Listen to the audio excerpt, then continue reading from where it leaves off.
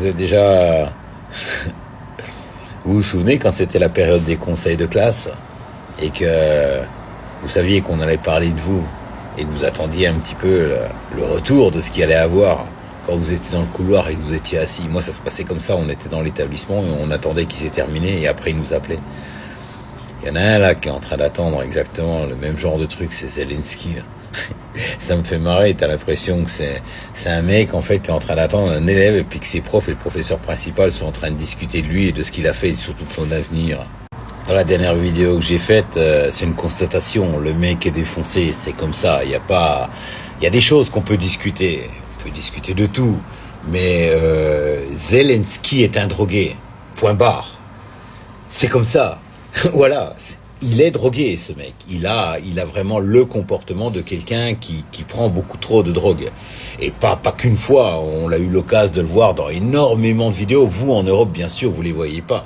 Mais nous, ici, on en a pléthore. Et ne me dites pas que c'est des IA. C'est pas des IA, d'accord? C'est Zelensky comme il est. Il s'est filmé une fois. Il est en train de parler tout seul dans son bureau. Il tenait un discours complètement délirant. Et d'ailleurs...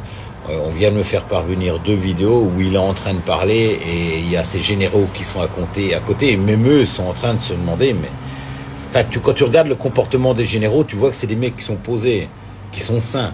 Quand tu vois lui, quand il parle, c'est clair, ça se voit que c'est un come-shoot.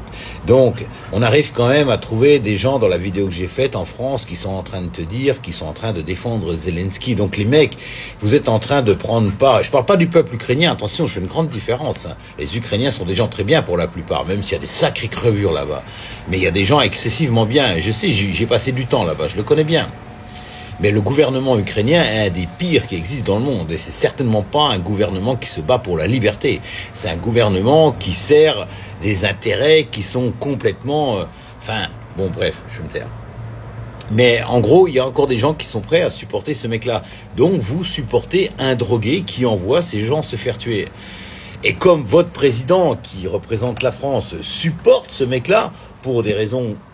inconnu pour moi, soit il suce les boules d'Ursula von der Leyen, bref, c'est un gros lécheur de cul, j'en sais rien, mais votre président français défend les intérêts d'un mec qui se défonce.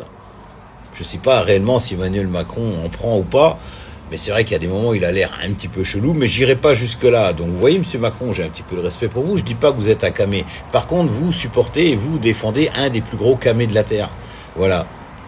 C'est tout. Donc ouais, il y a des vidéos qui tournent et les vidéos d'ailleurs où les Ukrainiens sont en train de sortir dans la rue avec des drapeaux pour demander l'aide à Poutine. Vous l'avez pas vu celle-là? Vous inquiétez pas, vous la verrez pas sur BFM. Je vais vous la montrer moi.